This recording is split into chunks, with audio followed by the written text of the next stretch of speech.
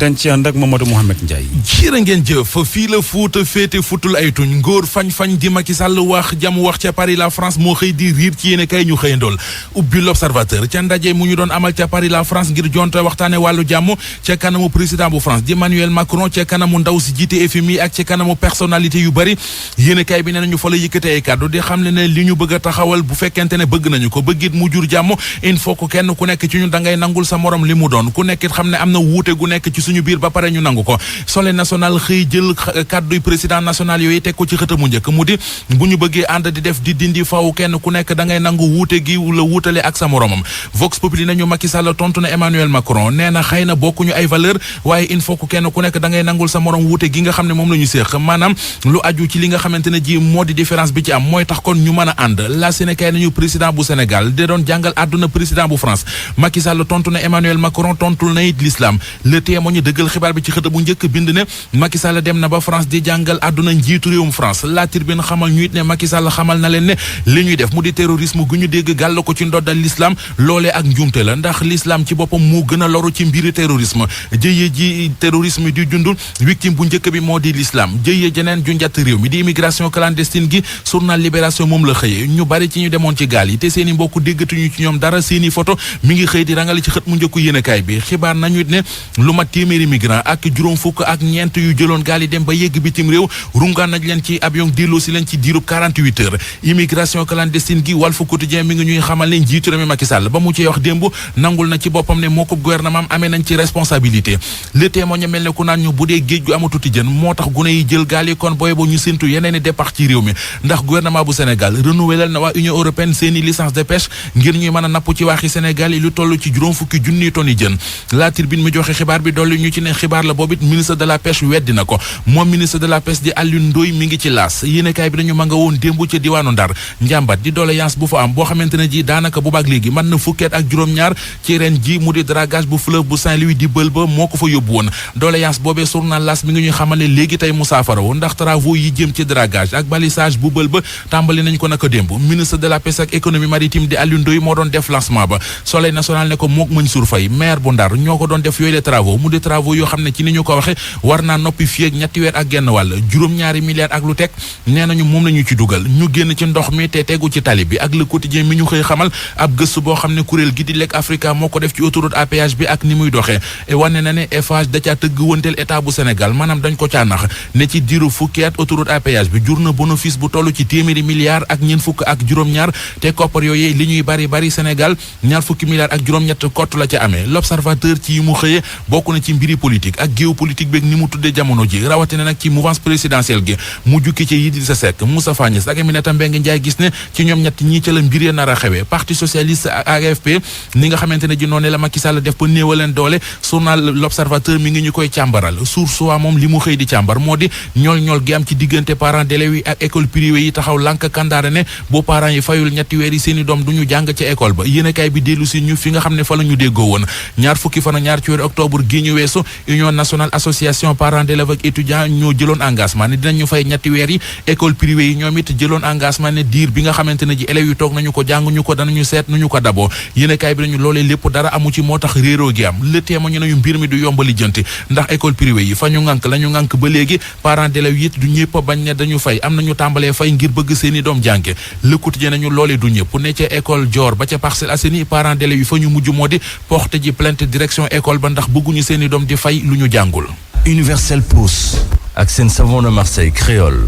ñoo leen doon may li ci yéenekaay yi. jaajëfal bu baax a baax Mouhamed Ndiaye mbokk yi xibaar yi buur na gën na cee fas président Macky Sall wax na ay dëggam kii di président bu réew mu France xamal ko ne su bëggee ñëpp ànd doon benn dafay nangu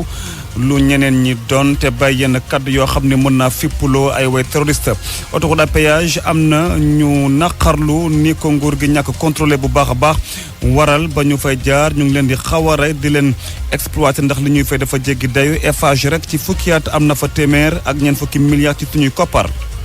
école Dior bu Parcelles Assainies kuréel bu fa ëmb ñii di parents d'élèves yi daal ñoom dañu wutali yoon ndax daal ñenn ñu faw ñu indi saafara ci seen ñàkk déggu ak administration boobu la école ñàkk déggu nag boo xam ne ko waral mooy ñoom dañoo wax ne duñu fay lu seen doom yi toog jànguñu ko ci jamono yi mbas. école bi tamit daal di bañ ni ki démb dalal seeni doom yooyee ngir ñu tàmbale njàng mi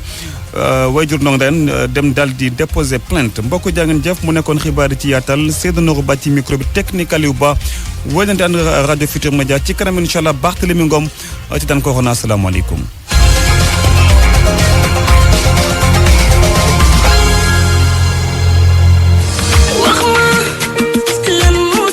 Universel Pousse yéen jigéen ñi yéen a ngi sol perruque fu ngeen toll yéen a ngi def closure fu ngeen toll waaye nag seen jë seen karaw yëpp ruus ndax perruque yi ngeen di sol ana luy delloo seen karaw ci seen jë mu daal di dellu siwaat Universel Pousse dafay nourrir di protéger di régénérer di toppatoo sa karaw Universel Pousse ñaari produit la raay ko ci sa bopp ndànk mu daal di toppatoo sa karaw lépp luy cheveux cassants mu delloo ko lépp luy cheveux très secs et abîmés mu daal di koy delloo waaw Universel Pousse ñëpp naan dafa magique ñëpp naan lii miracle la Universel Pousse am na pommade moelle de bœuf boobu mooy tax sa karaw di gën a sëq en exclusivité benn nit dong moo ko am Sénégal Universel Pousse wooteel ci 77 640 21 67 77 640 21 67 wala 70 506 62 08 70 506 62 08 yéen jigéen ñëpp a ngi teg ay perruque yi ngeen di sol moom mooy dindi seen karaw ci seen jë li koy delloo mooy Universel Pousse.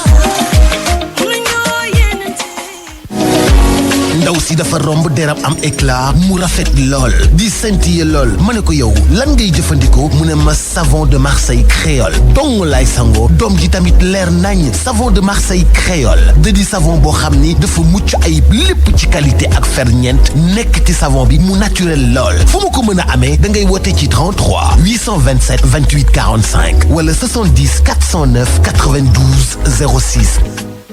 Ecobank ak Western Union ay métti rek la fii ba le 31 décembre saa yoo yónnee wala jot xaalis ci réseau wala partenaire Ecobank mën ngaa bokk ci ñi ñuy tànn bis bu nekk ngir delloo leen li ñuy yónnee bu dee ñaari junni ñu delloo la ko bu dee ñetti junni ñu delloo la ko ba juróomi junni sax dañ la koy delloo Ecobank ak Western Union daal day fay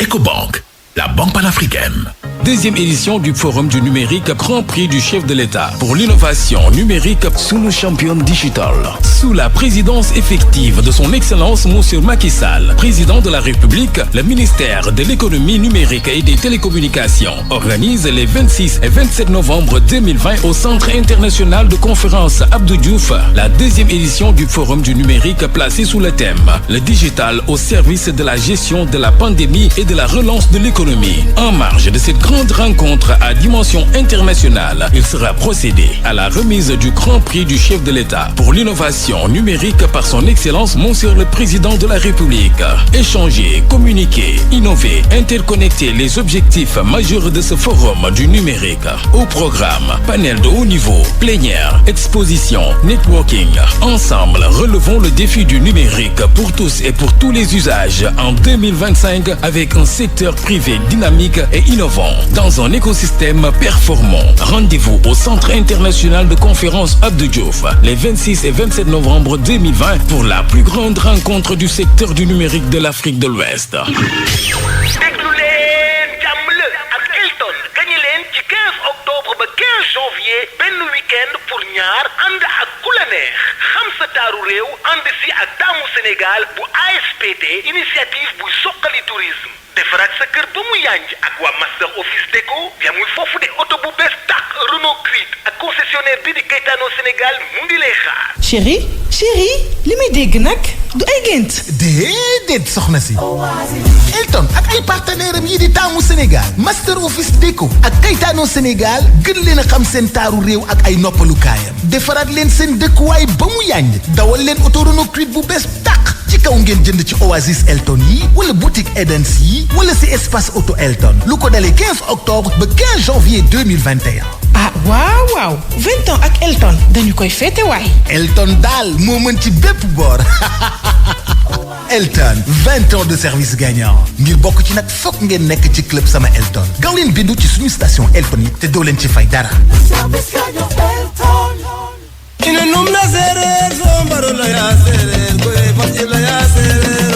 mbokki Sine mbokki Bawal mbokki Sénégal buñ nee ñaar war cee teg ñett jàpp leen ni di ko dale ñaar fukki fan ak juróom-benn ci weeru novembre 2020 dëkkub Fatick mooy doon capitalu énergie renouvelable maanaam lépp lu jëm ci solaire. agence régionale de développement bu Fatick ARD ak ONG initiative développement IDE mu jaarale ko ci programme bii di PRODER agence nationale pour les énergies renouvelables ANER dina amal ñetteelu édition salon de l'énergie solaire bu Fatick di Sensol 2020 lépp di amee ci conseil départemental bu Fatick ak ci berge du Sine thème ren bi di énergie bii ñuy jëlee ci leeraayu jant bi di ko jëfandikoo ci dëkk yi ak ci dëkkuwaay yi ban njeexital la am ci luy wàññi ñàkk gi ci dëkki kaw yi sponsor officiel yi gunge Sensol 2020 di Fon Roche Lighting Sénégal direction microfinance jaareele ko ci programme bii di Place Prix salon énergie solaire bu Fatick mooy am ndajem yokkute ci wàllu énergie renouvelable. Vous recherchez une berline, un SUV, un véhicule utilitaire, un 4x4? Souhaitez la bienvenue à Sogafrique Sénégal, votre nouveau distributeur automobile. Retrouvez les véhicules des marques Fiat et Jeep en vente ou location longue durée. Découvrez également nos équipements de la marque New Holland pour vos projets agricoles et de la marque Case pour vos projets BTP. Notre service après-vente est à vos côtés à chaque étape. Rendez-vous sur nos pages Sogafrique Sénégal ou contactez-nous au 33 869 10 60. tey de sama super héros bi dafa mel ni ku sonn te mu ngi soog a yeewu waa lii mbaa jàmm la maa ngi soog a comprendre li mu naanagul meew mixwelam bi moo tax mu mel nii saa su yeewoo moom lay njëkk def dafa xam lu baax nag meew mixwel dafa am protéine ak ferñeent yi tax muy gaaw a màgg te am doole am na vitamine A mi nga xam ni dafa baax ci ay bët ak vitamine D biy dëgëral yax ak bëñ Mixwell mooy secret super héros yi. ci kaw liggéey yi soxal tabax ñetteelu usine ca Kër Momar Sarr buy toppatoo ndox mu sell ngir askan wi di KMS 3 nguurug Sénégal jaare ko ci société nationale des eaux di SONES taxawal nañu ab ligne haute tension buy mën a tax usine bu KMS 3 KMS 1 ak KMS 2 di mën a am courant bu doy ci ni mu waree Sen'Eau eau du Sénégal ak SONES di leen yëgal ne ligne haute tension bu bees boobee nag la ñu war a branché ngir muy mën a doxal usines yi defar ndox mu sell mi ca Kër Momar. 1,290 milliard. 1 milliard. 3 milliards la sax. non au départ laa wax. au départ dimbali bi chaque année su amul mbas su amul dara c'est 1 milliard 200 et quelque. tout à fait chaque année ren mu joxe 1 milliard au départ ñoom ñu xeeb ko ñu jox leen yeneen 2 milliards soo ko boolee muy nekk 4 milliards 290 millions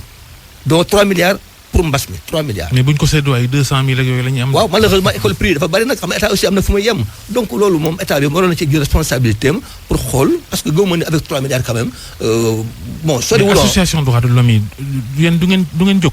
mais ci la nekk moo tax may wax ak yow ci rajo bi nii actuellement Babacar maa ngi wax sama xalaat moom mooy xam nga loolu du ñun ñooy décider comme ni ma wax rek. boo soo xalaat ay action pour que xale yi mën a jàngi seen waajur yi mënuñoo fay 3 mois te dañoo war a jàngi. ma bëgg Babacar su ma wootee aussi nga ñëw en tant que citoyen malheureusement du ma la gis du ma la dégg ak Georges yëpp donc loolu lépp ci la bokk man du ma xeex man rek man dama dépassé sax xeex âge bi ma toll Georges donc il faut que ñu xam ni am na fu ne yem moom mooy dénoncer wax ci rajo bi yuuxu vraiment foofu la ñu mën a yem ñu ngi ciy def suñu aqulaay taala. jërëjëf Alassane Seck secrétaire exécutif RADDHO jaa ngeen jëf mbokk yi jaajëf Georges jaajëf Fati yendoog jàmm. Vous avez besoin de caution sur des marchés publics ou privés? Adressez-vous à la SONAC. La SONAC SA vous accompagne dans l'obtention et la réalisation de tous vos contrats en délivrant tout type de garantie. Caution de soumission,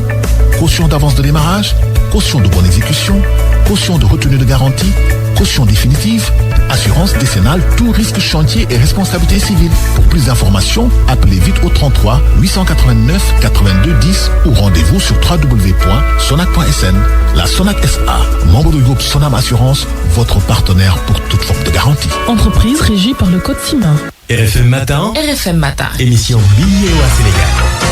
RFM matin 8h jot na ba tegal bisimila ci xabaar yi ci wolof ci jaatal ñu ànd ceeg Seydou Nourou Ba salaamaaleykum. waaleykum salaam Babacar Fall mbokk jàngeen jëf xibaar yi li ci gën a fas président Macky Sall wax na ay dëggam kii di président bu réewum France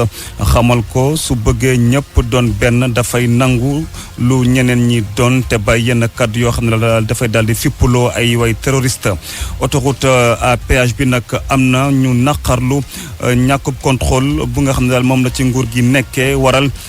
ba ñu fay jaar ñu ngi leen di xaware di leen exploité li ñu fay dafa jégg day lool Eiffage nag ci ay at kottu am na ci autoroute à péage bi téeméer ak ñeent fukki milliards ci suñuy koppar.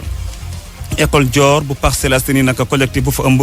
ñii di parents d'élèves yi nag moom dafa wutali yoon ngir daal fexe daal ba ñu indi ay leeral ci ñàkk déggoom dégganteem ak administration bu boobule l'école lu ko nag waral mooy ñoom dañu wax daal duñu fay ci jamonoy mbas li ñu toog ci seen doom yi jànguñu ko waral nag niki démb l'école ba dafa nanguwul dalal seen tout tànk yooyee ne faw ñu fay ñi nag di woykatu di parents d'élèves yi ñoom tamit dañoo dem déposer lii di plainte ñaareelu pàcc xibaar yi tàggat yaram ak Cheikh Tidiane Diagne yéen kay Modou Mouhamed Ndiaye ci technique bi Aliou Ba asalaamaaleykum dal leen jàmm.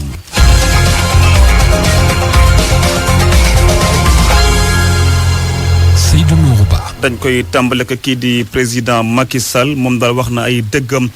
ci ba ñu ubbi forum bu foofe ca Paris jëm ci wàllu jàmm ci àddina bi mun ak tontu kii di président bu réewum France di Emmanuel Macron mi bëgg daal ñëpp doon benn. président bu Sénégal ne su bëggee loolu am faw moom tamit di Emmanuel Macron mu nangu lu ñeneen ñi doon mu tamit dakkal yenn kàddu yoo xam ne mën naa fippuloo ay way terroriste ñu déglu kii di président Macky Sall ak suñu ndaw foofee ca Paris Cheikh Sidou Silla. Je voudrais au plan international maintenant pour revenir. ma bëggoon wax ci plan international maanaam ci liy xew ci bitim réew wala boog ci àdduna bi yëpp su ñëwaatee ci li Emmanuel wax ku nekk war naa mën a dund li nga xamante ni moom la war a dund te nangul keneen ki nga xamante ni tamit moom la mu bëgg a dund lay dund maanaam ñu def li ñuy wax plateforme commune askan wi àdduna bi yëpp am foo xamante ni bu ñu fa dajee réeroo du fa mën a am ndaxte ku nekk rek comme ni ma ko waxee léegi war naa mën a nangul moroomam li nga xamante ni mooy bëgg-bëggam ak it mooy gëm-gëmam te benn jafe-jafe du ci war a mën a am ndaxte tamit bu ñu waxantee dëgg rek ñun bokkuñu yar bokkuñu diine bokkuñu fu ñu jógee bokkuñu lu bari ndaxte man maay africain la yow yaa ngi nii toog yéen ay européen leen te moonte ñu ngi nii di toog di waxtaan kon am na yenn yoo xamante ni di ay valeur ñun ñëpp war nañ cee mën a ànd nekk ko te ku nekk it la mu wuuteeg moroomam mu nangul ko bu baax a baax bu fekkente ni nag bëgg nañu xeex ñi nga xamante ni ñoom la ñuy wax ay terroriste noonee rek la ñu mën a def boole suñuy doole boole maanaam li nga xamante ni moom la ñu bokk ci ay valeur ngir xeex loolu ndaxte boo xoolee sax coow li l'islam ci boppam moom lañ ciy gën a mën a gàkkal li nga xamante ni mooy deram ndax xoolal nit koo xamante ni day ñëw fekk ay nit ci biir juma wala jàkk ñuy julli nga kalaate fa ak sa bomb ba pare ne yow da ngay xeexal diine loolu mënta nekk kon foofu mu am tolérance ñun si suñu biir nga xamante ni yow dama lay nangul li nga doon yow it nga nangul ma man li nga xamante ni moom lay doon loolu moom mooy dëgg-dëgg sax diine. de l'islam mais nous voulons aussi qu'il y ait de la tolérance vis-à-vis de l'islam tolérant. kii nag di président Macky Sall ba tey oona bërëb yi nga xam ñu ngi ci àddina bi te ñu fay jëlee dogal di ay bërëb yu am doole lool ñu fexe daal ba dakkal lii di injustice boo xam ne daal mu ngi am ci gouvernance moo xam ca Nations Unies la wala nag ci ay institutions yu ci mel ni Bretton Woods mu yëkkat nag yooyu lee kaddu foofee ca Paris ci forum bu jëm ci jàmm ñu wéyal xibaar ci juróom ñetti wax yu teg ñeent simili fi ci RFM. pour man RFM mooy rajo di gaaw ci xibaar yu wóor. RFM xibaar yu wóor te wóor. am na ñoo xam ne ay chercheurs lañu ñoom dañoo ñëw ngir évaluer ni ñuy exploiter autoroute à péage ci mim réew ñu nag jàpp ne daal étude dafay wane ne nguur gi deful benn contrôle ci nu ñu war a yore boobule jumtukaay di autoroute à péage bi nag waral ba charge yu bëree bëri ci jamono jile ñu ngi koy gis ndax ñu koy jëfandikoo ñu ngi leen di xaw a rey lu ñu fay dafa jéggi dayoo ci ay at kot wala fukki at ñi di waa Eiffage am nañ ci téeméer ak ñeent fukk ñett ci ay milliards ci suñuy koppar ñu nag déglu leeral yi nga xam ne andi na ko ci kii di Khadim Bamba Diaye di économiste bokk ci équipe bi nga xam ne ñoom ñoo amal boobu leen njàngat mu ngi ci jokko beeg Jo Maroon. État bi mi ngi recevoir simplement 10 milliards et quelques de bénéfices déclarés par Sénac qui est devenu SECA 10 milliards sur un chiffre d'affaires de 147 milliards lu tax ñu am 147 milliards de chiffre d'affaires et 10 milliards de bénéfices mooy dafa am ay charges yu bëri charges yooyu nag c'est des stratégies que les entreprises font pour fexe ba bénéfice bi ñu fay tuuti te boo xoolee SECA moom FHTP lay liggéeyal ak FH concessionnaire c'est-à-dire que groupe la boo xamante ni kii day fay lu bëri ñële pour que moom dans son business son bénéfice wàññeeku tuuti te ñi muy fay day nekk ay grands groupes yoo xamante ni dañuy tabax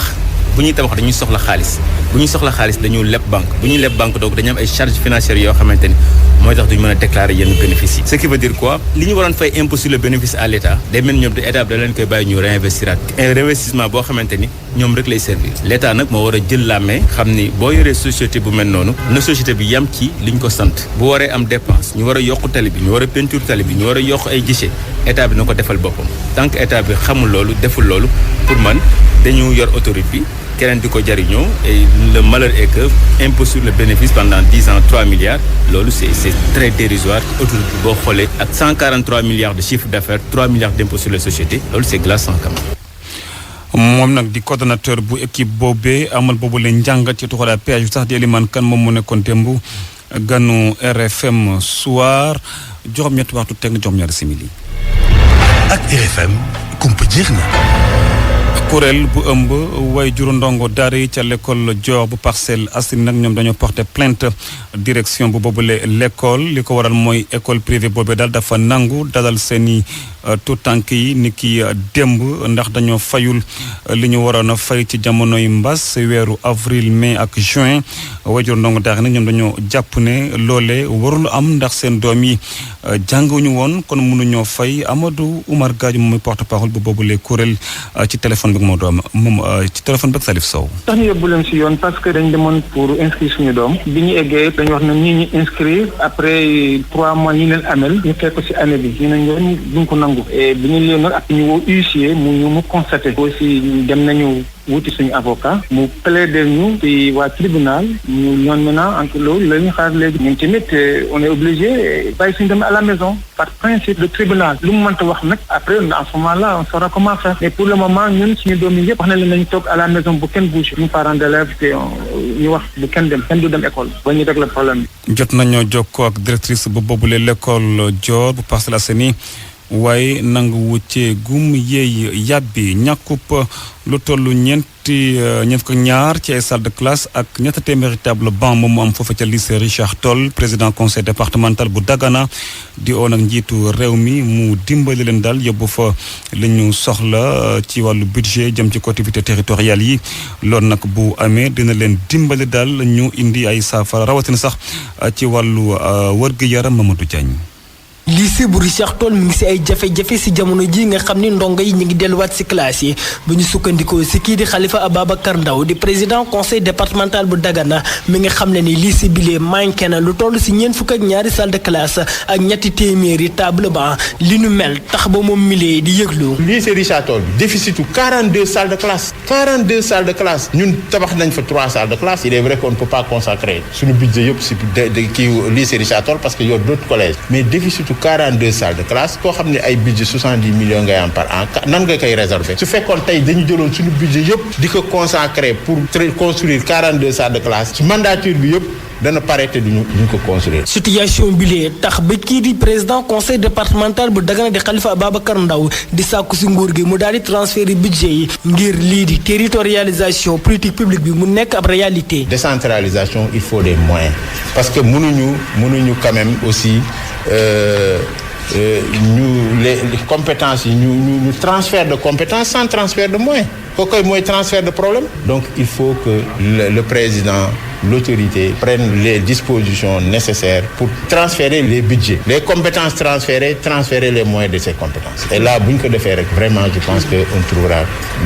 équilibre dana am. moom mi di Khalifa Ababacar Ndaw di président conseil départemental bu Dagana yemul foofu ndax mi nga xam ne ni dana jël problème bi lee ba lépp lu mu laaj dana ko si def ngir ñu daal di koy saafara. Mamadou Diagne fii si Richard Toll ngir rajo Futur Média. ñoo waxaat li nga xam ne nag moom mooy gaal gu suux foofu ca Doué di gox bu nekk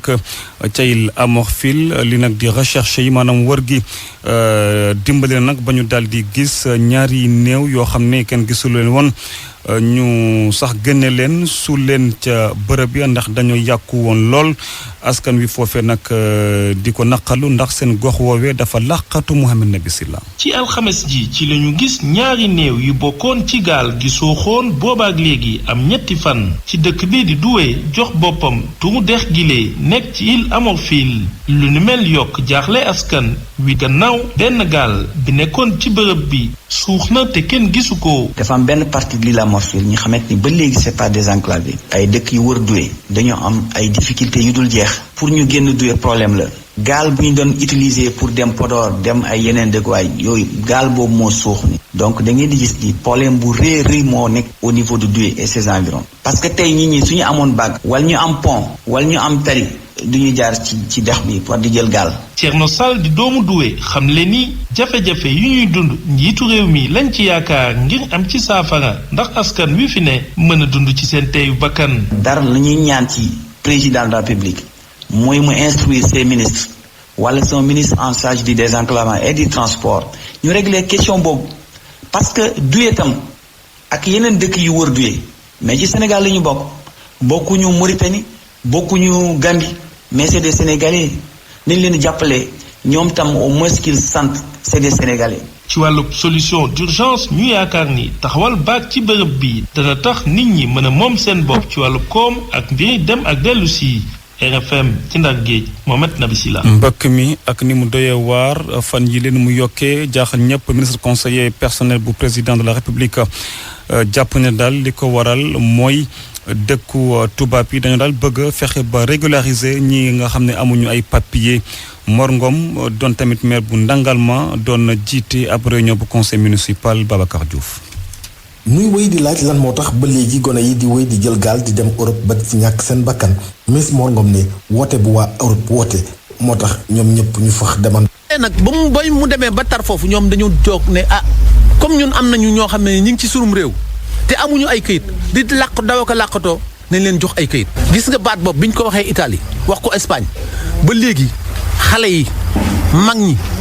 képp koo xam ne ni sa xel mi ngi woon ci biti amatoo jàmm am na ñoo xam ne ni sax jëluñu mbëkk mi de maanaam jëluñu gaal jëluñu avion xam nga lañ leen def seeni carte d'identité lañ boole dugal ko ci ay emblon yónnee ko seeni mbokk pour ñoom ñu wutal leen ci kayit yooyu. loolu nag taxul warul tax ñu ñàkk espoir ndaxte président Macky Sall mu ngi liggéey pour xale yi toog fi nga xamante ni moo di réew mi la Mor Ngom xamle moo di meeru Ndangalma. kemb ga wala mooy buuse ba mu am feneen foo xam ne daf koy yóbbu am ca beneen njariñ bu ci indi ba muy dem ba nga xam ne ni day nekk diwlin mu lépp mu di ko defal boppam wala muy ànd ak askanam di ko def foofu la njeexital bay nekk mooy li tubaab di wax valeur ajoutée. loolu moom la ñu bëgg ci anam bu ne ci produit bu ne ñu mën ko di ko defee fii ci suñu Bawol gi bokk mais nag du yem foofu rek parce que ku defar loolu di nga soxla leneen loo xam ne ni moo koy yóbbu te loolee di ko yóbbu aussi ñun dañoo bëgg bépp usine boo xam ne ni mën nañ koo defar indi ko fii nañ ko def. conseil municipal bu Ndangalma sax mu ngi doon délibéré juróom-benn fukki hectares ak juróom yoo xam ne ni fa lañ nar a tabax agropole ak zone industrielle bi ñuy nar a def fii ci Ndangalma Bambey RFM Babacar Diouf. ñu wutal yi Kaffrine foofee nag wala sax Kaffrine jëye ji am foofu ca Santhi Babou Touré ca commune bu Sagna département bu Malem Hodar ab sàmmkat di ab xale daal moom moo daal di faat dafa sax rendi ab baykat bu am juróom fukki at ak juróom néew bi nag ma nga ñu déposé ca hôpital bu ca hôpital ba ñi nag di gendarmerie nañ ca ubbi ab l'enquête gannaaw ba ñu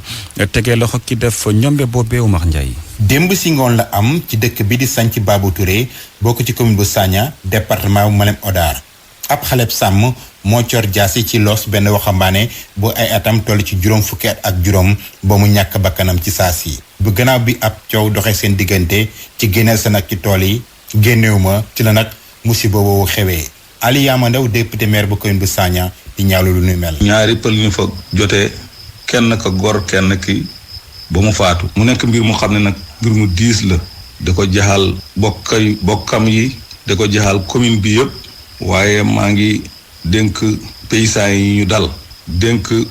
sàmm si ñu dal ndax ñun ñëpp ay bokk lañ ñoo bokk dëkk ci réew mi ñoo bokk baykat ak sàmmkat ay bokk lañ luñ ay noonu waaye borom jur gi juróom gi la yaakaar borom tool bi toolam bi la yaakaar kon nag kenn ku nekk na nga sàmm la nga xam ne moom nga yore waaye jur nag mooy fekki tool waaye tool du fekk juru kon ñu ngi ñaan sàmm si ñu gën a toppatoo seen jur gi ndax histoire li mel nii. waxambaane boobu bàyyi woon soxna ak i doom gannaaw bi ñu ko coree jaas ci loos ba mu ñàkk deret ju bëri néewam nag jamono ji ñu ngi ko yóbbu ci hôpital ba waaye terewut xaleb sàmm boobu de jam mi ngi ci loxoy yoon te gendarmerie ubbi na ci ab enquête Malem Odar Omar Ndiaye RFM. RFM Sport.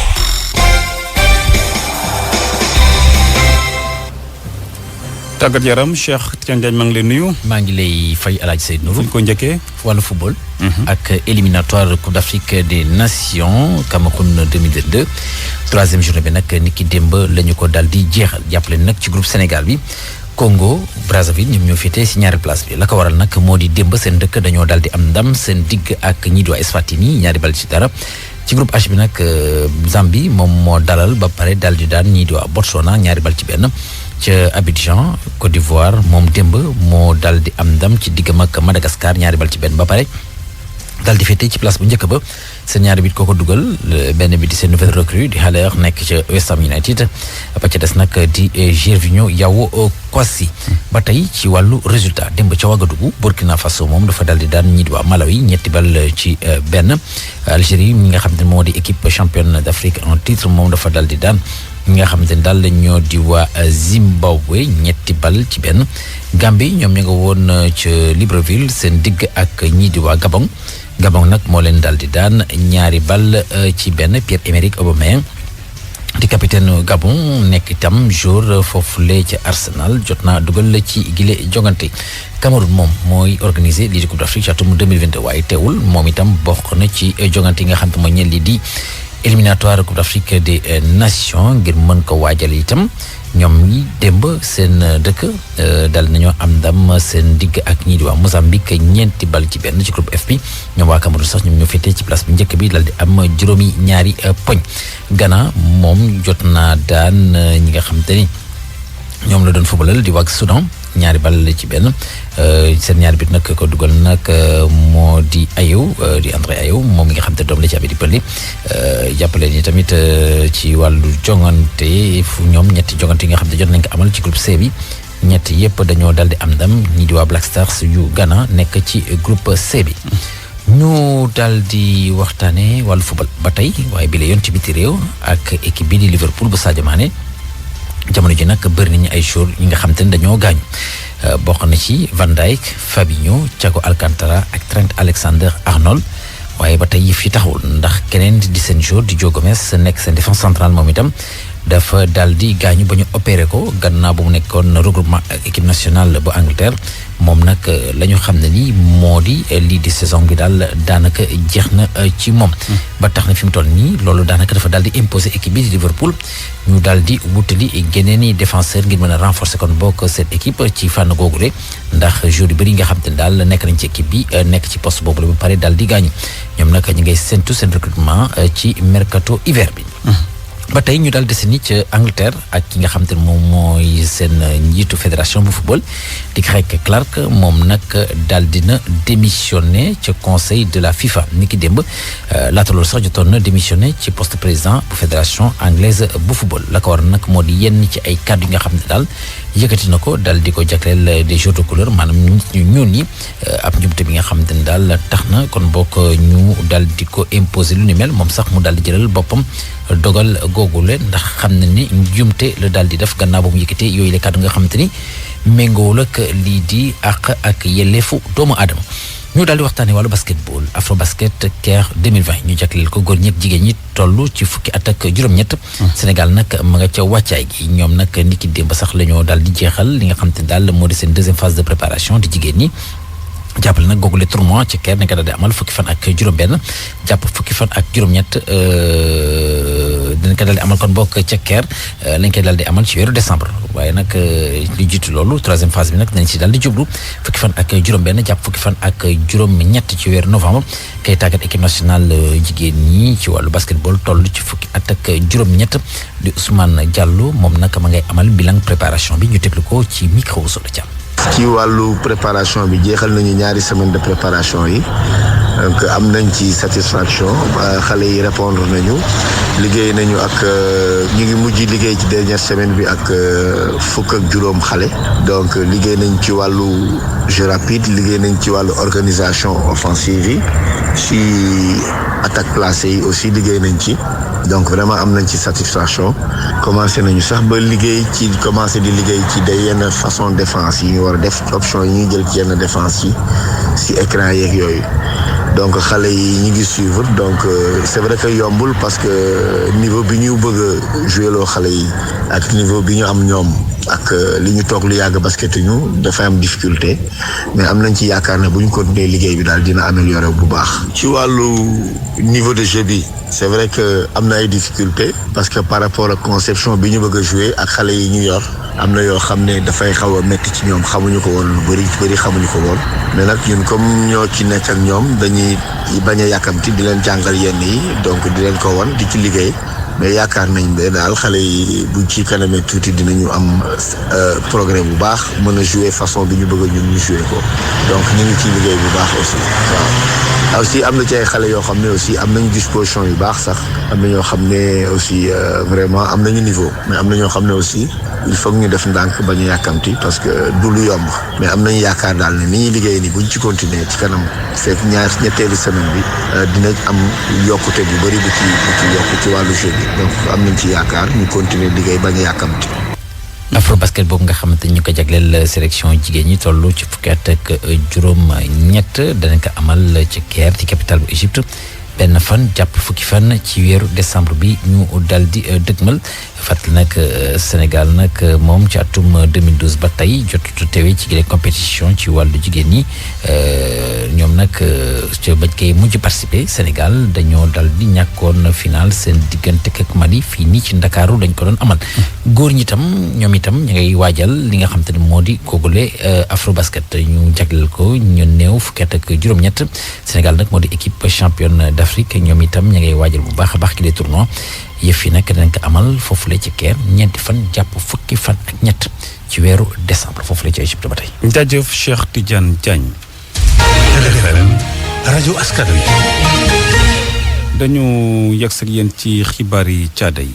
maa ngi leen di nuyu mbokk yi musée des civilisations noires tàmbali na dalal exposition bi nga xamante ne graffeur bi di John Wan moo ko def artiste bi nga xamante ne ràññee nañ ko ci àdduna bi yëpp dafa daal di andi ay couleurs yu bëri loolee nee na ngir ñu mën a fàtte tuuti atum 2020 mi nga xamante ne nakari na lool ci àdduna bi yëpp Baye Assane Diaw daje na ak moom. ay xeetu nataal yu fees ci ay mur loolu la nemmeeku ci musée des civilisations noires muy xarxanam buy wane teewaayu John Wan di artiste bu ñu ràññee ci àdduna sépp mi ngi leeral li mu jublu ci yile xeetu nataal. je pense que aujourd'hui avec tout ce qui. jafe-jafe yi xew ci àdduna bi artiste bu mel ne man dina baax loolu mu àddu ci man nag ci ay couleur laa koy jaarale wala may wër si réew yu bari ndax day tax nga xam ñenn ñi ni ñuy dundee. couleur yi muy fësal nag day wane mbégteem ak yokku góorgóorlu ngir fàtte yenn jafe-jafe yi ñuy jànkoonteeg ci jamono ji. qu'est-ce qui me rendait heureux. man nag couleur yu ci mel ni mboq xonq wala orange day def si man lu bari di ma sax gën a dooleel ngir ma mën a wéyal sama liggéey ku ne xam ne ni at mi metti woon na trop ci doomu aadama yi loolee moo tax ma gën a fësal mboq ndax xel yi dem ci bànneex te fàtte lépp luy jafe-jafe. tu vas penser à tout sauf la misère. dina jëfandikoo toile wala sax gaal gi nag bu ñu tënkoo ci Guillaume Soudeur jiite galerie Star Time ci Abidjan daa am lu muy wundu rawatina jamono ji ñu nekk. John Wan est quelqu'un de très sensible. John Wan ku bari yërmande la ba tax xelam mënul ñàkk bañ a dem ci mbëkk mi yëg naa ñi ci ñàkk seen bakkan te man jàpp naa ni loolu moo waral bu toile wala mur bi weesoo mu jëfandikoo lii di gaal tamit ngir mettit lu li ni mel. sûr il y a un clin d'œil à ça. John Wan nee na jotagul a xam lu bari Sénégal wante lu jëm ci li ñuy dundee lu ko neex la. ci diwaanu Mbour ni ki ajuma ji groupe Tama bi dina siiwal singalam bu mujj tuddee ko rotiwaat single boobu nag bokk ci ab projet album bi nga xamante ne jigéen ñi di Nicole ak Mamiko ñoo ko fas yéene taxawal. ba tey ci lu soxal nag actualité musique bi morceau bi